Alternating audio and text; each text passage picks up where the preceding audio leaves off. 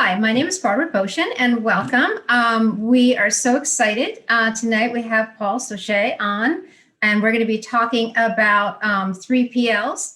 I always forget this. I'm Barbara from Co-Merchant, and Co-Merchant is a relisting service to help you take your Amazon listings over to Walmart, and also Easy Key, which is a automated keywording solution so that you can take advantage of being more relevant and being found in more searches on Amazon.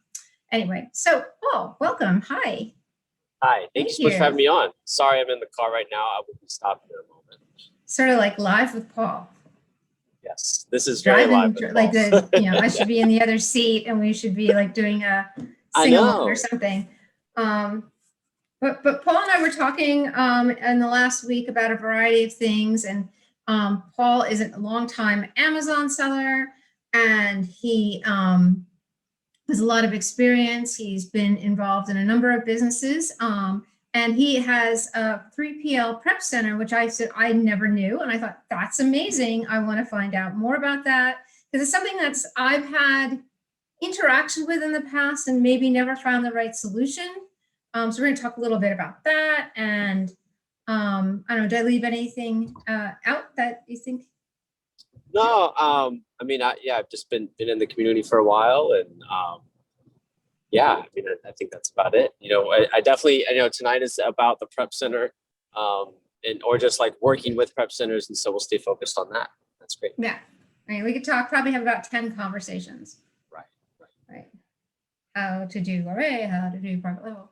But let's do three. So why would who is a 3PL good for? Like for me, I always felt like it has to be so dead simple before I could hand it off. But then I discovered that people use it for RA and OA all the time. So I'm like totally not understanding that. Yeah. So in today's world, and part of me kind of wishes that I would have started out like this, but it all depends on your locale, right? So at least for RA, like if you're going to start off doing RA, you need a place near you, probably within an hour's or 2 hour drive to do some RA drop off with some decent volume. So when you're first starting out, adding the 3PL is another layer of difficulty. But if the 3PL is good, like the prep center is good and they can coach you along the way, then obviously it works out. Now, I will also add, as an owner of a prep center, and I've been doing this for really, my prep center took off, I would say, in the last 6 months with some fairly high volume sellers. And experientially, as an owner, what I really seek after are people that are established, right? And so there's probably different ways that we can take this conversation, but like for somebody that's brand new, I know many of them do start out with prep centers. It's sometimes difficult to find a prep center that will take you as a newer seller, just because it's an economies of scale thing as the owner, right? Like we want people that are doing 5,000-10,000 units a month or more. Right. And so you're gonna have to find somebody that's willing to work with you in that regard. So you'll also have to find a prep center that will take your type of inventory. So my prep center, we only do wholesale and private label. If you're doing arbitrage, you need to find somebody that will take that. And there's a huge long list. Like if you just Google prep centers in the US, there is my good friend Greg Purdy over at Celery Essentials put together an awesome list of prep centers. And it's not comprehensive. It's fairly comprehensive. You can sort it by state, by the type of inventory you're sending, so on and so forth. And there's even I believe there's a Facebook group that they created where people are leaving honest reviews about prep centers. Okay. And so, like all things, prep centers are not created equal, right? Just because one does OA and they offer you at, I don't know, let's say they offer 85 cents a unit or 95 cents a unit starting, well, their service could be terrible and your stuff could be stuck for 2 months. Right. Or maybe they charge $1.25, but they get it out within 48 hours. Right. So it all depends on what the person is looking for. And yeah, so I'm kind of rambling there. Do you have any questions based off what I just said or thoughts? No, I guess that makes sense to me. I would imagine that the level of difficulty will define the price. So if you're doing RA and OA, that's probably smaller volume, more different, a greater variety of things, and it's going to be more costly per unit. Also, you were saying that you do 5,000 units a month. Is that what you were saying? No, so that, I mean, ideally, I'm honestly playing around with changing my minimums. Right now, we don't have any minimums. Mm-hmm. But I mean, I might be changing my minimums to, I don't know, 3,000 to 5,000 units a month. And it's more so for like, okay, so we have to set you up. Every customer takes that amount of time. Right. But then also the education level matters. So if a seller is doing 3,000 to 5,000 units per month, they've been around the block. They know what's going on, whether that be private label or wholesale. Like ideally, they know, they have an idea of things, because really there's two things. As the seller, you want to know how to prep, how it needs to be prepped, so on and so forth, so you can advise the prep center if you need to on particular items. Obviously, like multi-packs, bubble wrap, things like that, all of that can vary greatly. I mean, it's rather, I say very greatly, it's rather self-explanatory for most of those things. But for the things that are a little odd, like let's say you've got some kitting going on, I would advise making SOPs for those. So let's say you've got like 7 parts to an ASIN, right? And maybe it's a beauty product, or it's a bundle, but it's coming from multiple places. So I would call that kitting. And, I would coach the prep center on, hey, this is how this item needs to be prepped. Obviously, if it's within high volume. So we're kind of talking about two very different things. Wholesale and private label, where you're talking about lots of the same thing, and arbitrage typically are 5, 10, 20 of an item, depending on the seller and all of that. So it all depends a lot. So probably what we should do with this conversation is break it up, right? So you've got arbitrage. Personally, whenever I was doing arbitrage, I never used a prep center. I was doing it all in-house, mainly because normally the arbitrage prices are so high. So unless you're doing really like more expensive items, it's not going to make sense. So your items that you're going to be, maybe you source it for $1 and you want to sell it for $9 or $8, like it's probably not going to make sense to send that to a prep center. It barely makes sense to send that into FBA. Right. But Exactly. So if you're going to be buying stuff for 20, 30, $40 and selling it for triple that amount, well, then now it makes sense, right? Now that $1.25 doesn't sound so bad. It just depends on, again, the amount of capital the seller has and all that. So once we start talking about wholesale, which is what we do, it's much easier. 200 items of the same thing come in and they go out, lickety split, clean and cut and done. And there's always, there's caveats with a lot of things, but like some of our sellers, they're doing 30, 40, 50,000 units a month. And so obviously with that type of volume, we build workflows around that and knock it out. So imagine if you were doing that volume and you have to prep all of that, right? You need your own staff and all those things. So, one of the questions is, okay, well, why use a prep center? Well, the question is do you want to have the staff to scale and grow your business? That's one of the biggest things. The other is, it's not just staff, it's supplies, it's printers, it's all the stuff. And you're going to be pretty glued to your location. So if you're the vagabond that wants to travel to Thailand and still sell your physical product online, it might be difficult to create that. And then obviously with all the expenses that come along with that. Yeah, that's something that I was thinking, like a number of our products are held by the manufacturer and they'll send them in. And a number of them, just by the nature of where we've grown up from, we do a lot of bundles. And I'm thinking, all right, when my lease is up next, do I want to release? or resign? Do I like, what do I do with some of these things? And a lot of them are, I order 1,000 units from China and we send 200 units in a month. And they need some, I'm working with them to make sure they can do all the prep. So it's really just someone comes and like just takes 200 and sends them in. So that's sort of where I'm going, but I'm thinking, do I have to give up the bundles? Like how much, how do you price kitting? No. How do you figure that out? Well, so that's a great question. So no, to answer your question, you do not have to give anything up. Just remember that, I mean, let's say you have the most elaborate thing out there, right? Like, let's say it's a 10 pieces to a bundle. It's coming from 5 different suppliers. Blah, blah, blah. Somebody out there will be willing to do that.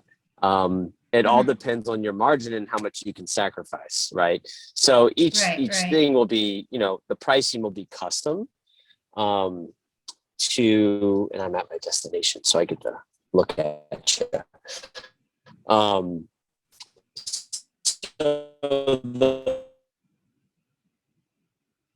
we're frozen a little bit.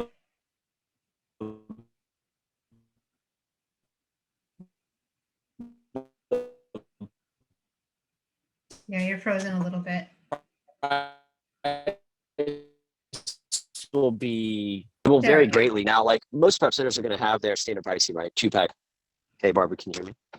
Yeah. Can you hear me? Can you see me? Oh yeah, that's better. Yeah. Am I back? Yeah. Okay, good. So good. So with the kitting and things like that, most prep centers are going to have their standard pricing, and everybody's going to have a different setup. Choosing a prep center and picking one is going to be the location, especially when you're talking about wholesale, right? So if the company is not offering free freight throughout the lower 48 states, if they don't offer that, then obviously your freight is going to, be an important factor. Yeah. Yeah, it's going to change dramatically. So I'll give you an example. When I was buying from a company in Ohio, you see me? I was buying from a company in Ohio, and there was a prep center about 45 minutes away from this vendor. And so it just made perfect sense. I mean, it was like same day. I didn't think about that. That's a good point. Like my one vendor is 100% free. So yeah, I'm trying to figure this out because in 2 years, I really don't want to touch anything. I don't want to have employees. And well, sounds like we need to talk, and I need to give you a quote, Barbara. Yeah. Start moving stuff there now instead of bringing it in. Yeah, because I really do, because I would really like to be able to, look, I think like a little checkers or chessboard. I just move my pieces around and I type on the computer and then we go kayaking or something. Yeah, absolutely. So, I mean, one of the biggest things like you were talking about, like send 200 units in hold 800. Like you ordered 1,000 or something. Oh yeah, we're losing you again.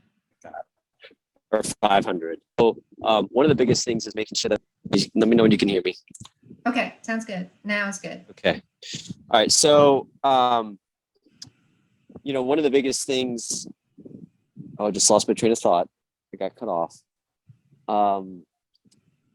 You said I have 1,000 units and it's 200 pieces. And so I think you were going to go to storage. Yeah. So making sure that's right. Yeah. So making sure that your prep center has storage to hold everything.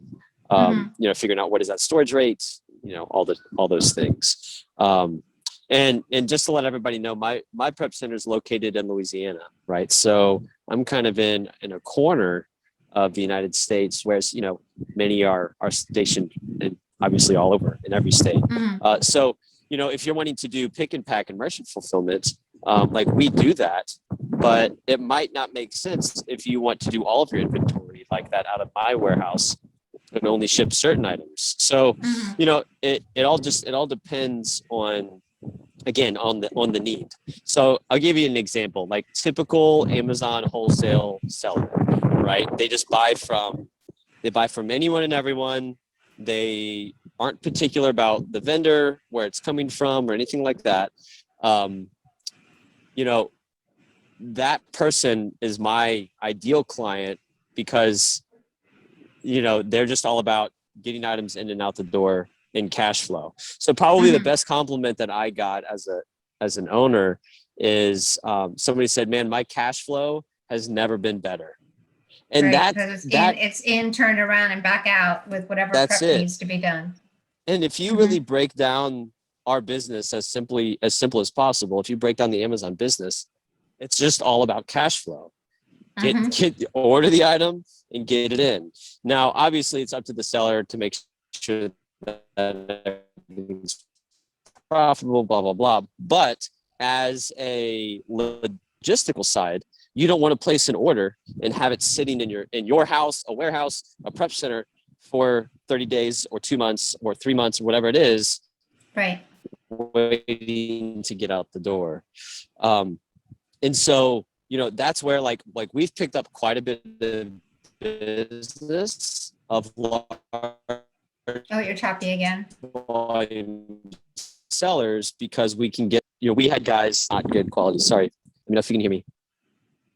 Okay, Yeah. sit down. All right. No, you said So stop moving.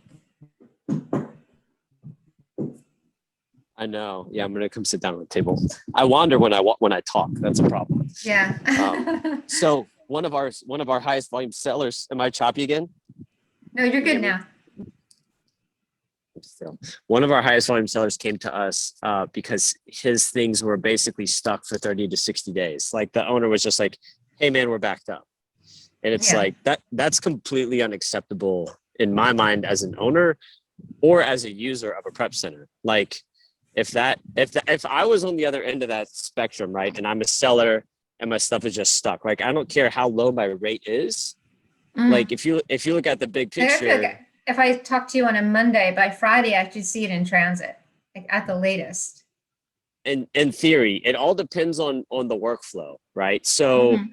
a lot of it for us depends on making sure that the client has their ducks in a row, and that Right. like if they haven't given us the ASINs and we're just sitting on the inventory, like there's nothing we can do, That's right? true. And it also depends on who's making the shipment. Is it the client or is it the prep center, right? So they all vary greatly on that. So then should one of the questions that you ask a prep center be, um, what's your performance metrics? Like, what are you promising me? Your service level. Yeah. So when I onboard somebody, and they call and they say, "Hey, I want to ship you inventory." I say, "Great." First off, I want to make sure that it's good for both of us, that this person is not a psycho, because they're out there. Second off, Yes. the questions that they're going to ask me should be, "Hey, what's your turnaround time? Mhm. Um, Here's my projected volume. Can you handle that? And then what's my pricing?" Mhm. And it says straight on our website, like turnaround time 72 hours. Right. And depending on what it is, like a lot of times we hit that, and then the reality is sometimes that does get missed. But for me, I mean, I went from I basically doubled my staff within a month. Like Mhm. that's really that's the biggest piece, is making sure that everything's getting out on time. But the questions that you should be asking are not so much the metrics, and I would say more of the quality and the time of it getting out. Those are probably the two biggest Mhm. things. And then obviously the price really matters. I mean, it's got to work for you. And I would say, negotiate, talk with these prep centers and say, hey, if I do 5,000 units a month, what's my rate? If I do 10,000, what's my rate? If I do 20,000, Right. what's my rate? Because I mean, in theory, if you're an Amazon seller, your goal should be to scale beyond the moon, like, Mhm. and just keep pumping volume after volume after volume. And so experientially, what I've seen, I think about all the time you spend on prep, right? Right. Not even, maybe you're not even doing the work. Just getting everybody set up. If you've got Mhm. staff doing it, all of it, like think about But the all of that last year time. I've been part prep because we've had, with the coronavirus, we've had to let people work remote, or some people have just decided they want to go back to school. And Yeah. Yeah. Right. So now you're staffing and you're trying to find more people and you're back on the line, all that. So Mhm. think about if you were to capture all of that time and put it Right. towards sourcing, Oh, right? absolutely. how Or much even more money, optimizing. Yeah, it's like are all you of it. worth $5 an hour, $50 an hour, or $500 an hour? Yeah, right.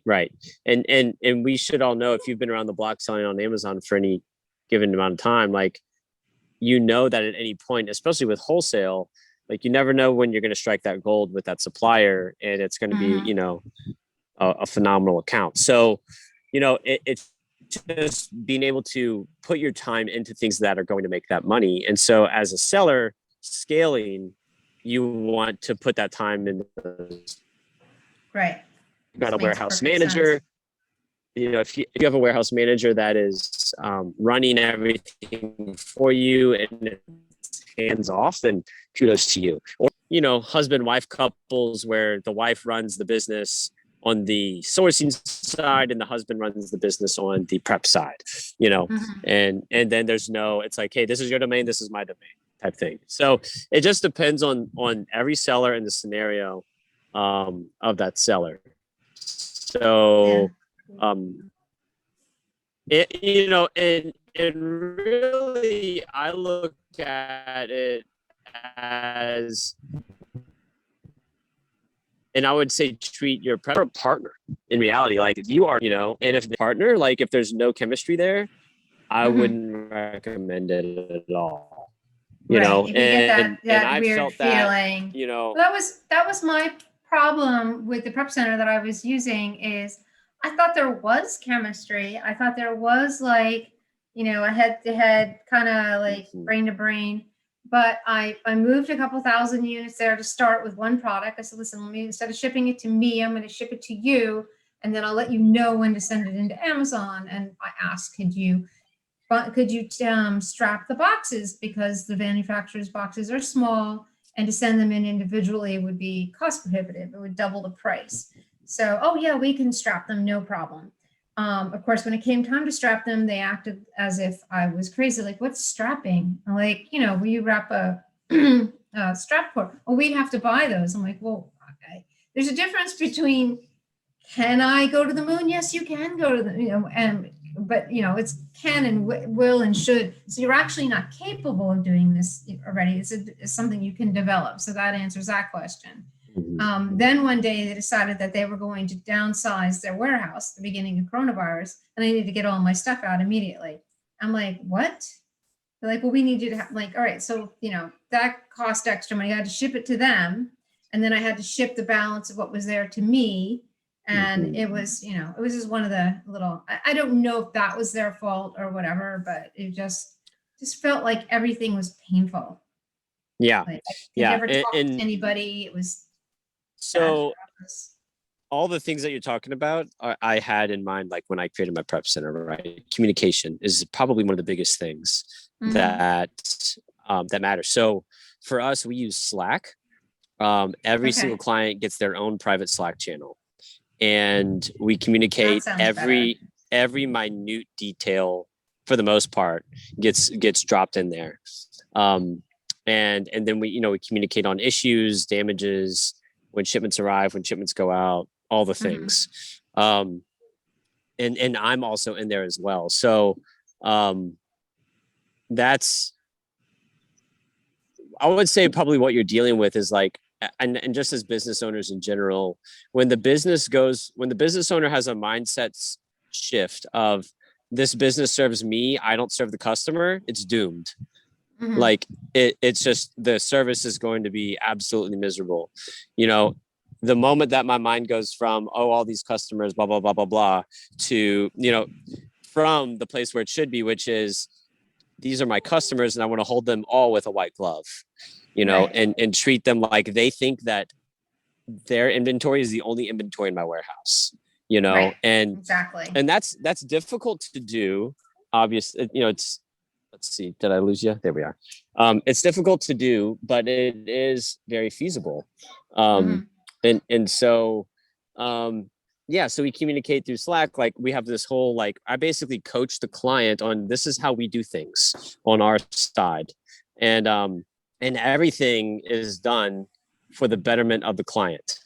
Right. And so, example, we have certain workflows and software that we use that that we require the client to have, but it is because of the standardization in our processes that we can get everyone's inventory out on time and at a high quality. You know, like one of the biggest things right now is box contents, right? Amazon never used to require box contents, and now they do. And so, you know, now we have to manage that, right? So we use software to help with that. And, you know, just a variety of different things. So, you know, I would say there's probably tons of really phenomenal prep centers out there. It's just trying them out, you know. At the end of the day, it's and really the best thing would be word of mouth, right? Like you hear, oh, so and so's using this one or whatever. Did we mention that on air where Greg Purdy has a list? CeleryEssentials.com. Yeah, and he's actually rated really well on Google, or Celery Essentials is. They're rated really well. So if you just Google prep centers in the US or something like that, like his link's gonna pop up. And did we mention my prep center? I don't know if we did. No, if people wanted to. So it's called Cajun Prep. That should tell you where it's at. We are in Louisiana with the Cajuns. So it's called Cajun Prep. You can go to cajunprep.com and you can see our pricing. Everything's really flat rate. You know, I'm all about keep it simple, stupid, right? And just try to keep it as you know, straightforward as possible. So, and the other thing, you know, I'm super upfront about like, hey, we are still like, I still am an active Amazon seller. And one of the biggest questions I get is, well, how do I know you're not going to take my suppliers, my stuff, or anything like that? And that question should be asked to every prep center owner, because trust is the biggest factor there. If you don't trust the person you're sending your stuff to, anybody can take it. You know, anybody can see your invoice. Say, hey, look, they're selling so much of X. We should make X too. And it's just, you know, we should buy X too. It's just, you don't, you know, the thing is with that is like, I've been asked that before, like with our software, aren't you going to look and see whatever I'm selling?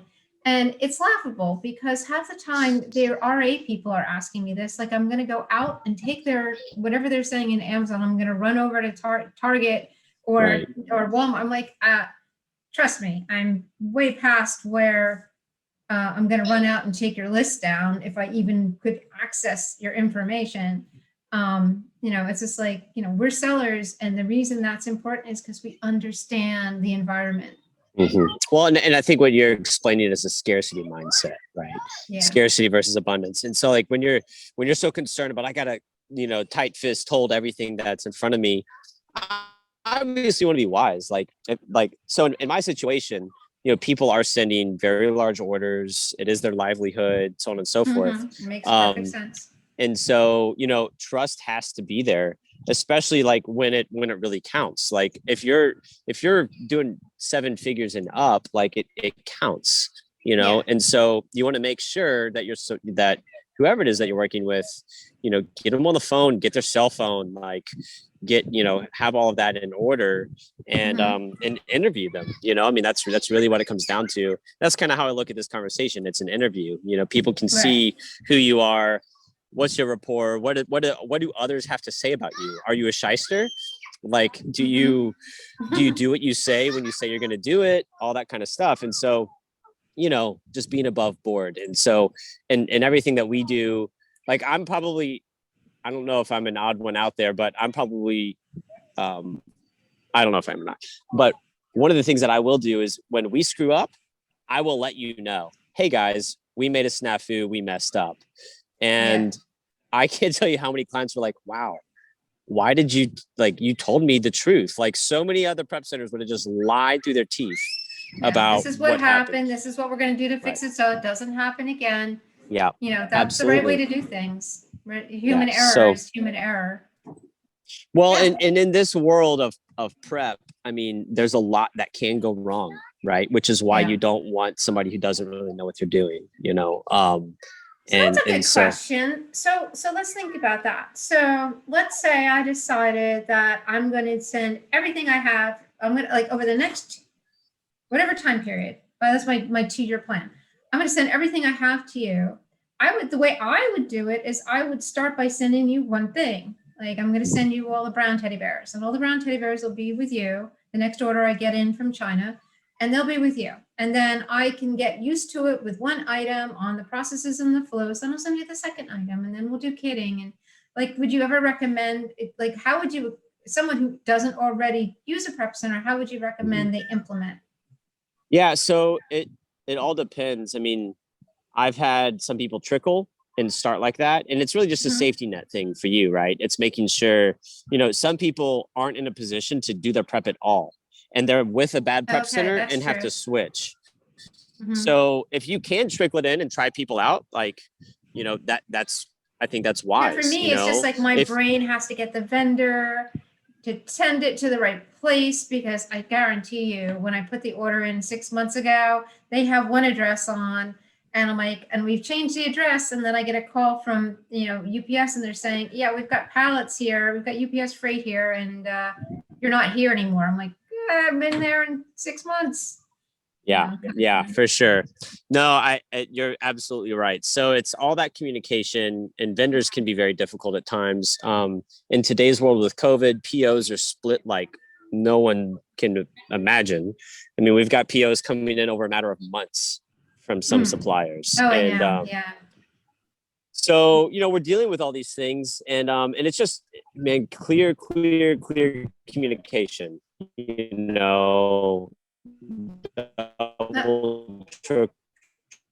Should I be asking about security? Like what measures do you have in? So there's, what's your shrinkage allowance kind of thing? To kind of ease your shrinkage isn't so much. I mean, that could definitely be a concern. I mean, like at our facility, we've got a massive insurance policy and cameras and an alarm system, right? So most people should have these things. But you can definitely, I would definitely encourage you to ask, if it's not blatantly said on there. If the building catches on fire and you have, let's say. That is one that, like, is my stuff, that is one I have heard, is my stuff insured at your facility, and can you send me the insurance?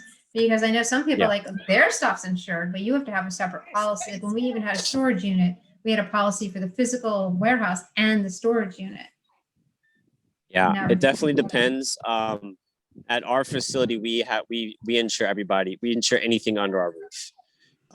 It's kind of like Amazon, right? Like when Amazon prep centers catch fire, like they're going to reimburse you for the inventory that was under their possession.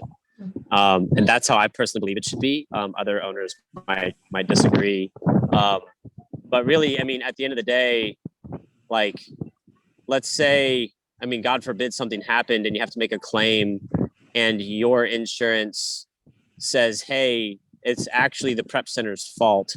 We need to, chase after them, and they don't have insurance to cover. Like, what's going to happen? You know what I mean? Right. So for me, the best way to do it is you have a liability policy, which Amazon requires now, I believe, for your Amazon business. 10,000 and then for 3 months in a row in sales. Right. Yeah, I think that's the right number. And so then I would say, ideally the prep center would be covering that, having that insurance. So, and that would be a question for the agent to say, like, hey, should I, my insurance or my prep center has insurance under these. Do I also need to have it just to, kind of CYA and go from there? But no, we do have it, and that's a great question. It is funny though, these questions that we're talking about, I've rarely been asked any of them. You know what I mean? I don't think there is a list that anybody really follows. Like they just want to have their problem solved. But I think that's important to think about, like, all these things, like, before, better to ask the question now and have an uncomfortable moment than in 6 months when the place burned down. They're like, oh yeah, well, we cover ourselves, not you. Or when the stuff doesn't get in on time, we're like, oh yeah, we can't always ship like in a 2-day period. Sometimes it can be 2 weeks. We have a really big client that we put first, like all those kind of things. So I think you need to ask them and figure out sales tax. Now I was just thinking about this randomly. So you may not know the answer to this question, and it might be something I have to ask my CPA. But if I have you fulfilling in Louisiana for me, are you an outsourced partner, or are you my warehouse? I wonder, I mean, obviously I wouldn't want to answer that under the land of Amazon, but I wonder how Louisiana feels about that. Is that, do I owe taxes on the sales? Like, do I have, like in New Jersey, I absolutely have to have sales tax and be registered, regardless of yeah, what Amazon does so or I does will, not do, but I think it opens to Alabama. I will make a disclaimer. I'm not a tax professional or CPA, so this is not advice. But I would say, so Louisiana is a destination state. And so if it's shipped out of Louisiana and sold, if it's shipped into Oh, you're our cut out. You have to say that state, again. You cut out. Can't hear you. then we have to pay that sales Yeah, you cut tax, out. right? So, Whole thing. So or if if it's it's shipped, shipped and you sold, do have to pay the sales tax. At least that's my understanding. okay. Are we back? Yeah, Can you, say, are just you? repeat it again. There we go. That's better. You froze up for a little bit. So, so if it's shipped to Louisiana, then the sales tax has to be paid in Louisiana. Okay. I But if it's shipped cannot. to Amazon's warehouse in Louisiana, that's not the same thing. That's not a sale. That's No, just we're shipping. just. It's not a sale. That's just. Yeah, that's Okay. just a service. So that You're makes sense. So if you do a direct to consumer, then that's something to be aware Right. of. Now Okay. we does do a make lot sense. of we do MFN, right? So we are merchant fulfilling, but that's through the Amazon platform, and Amazon's going to collect that sales tax and distribute it Right. correctly. Yeah.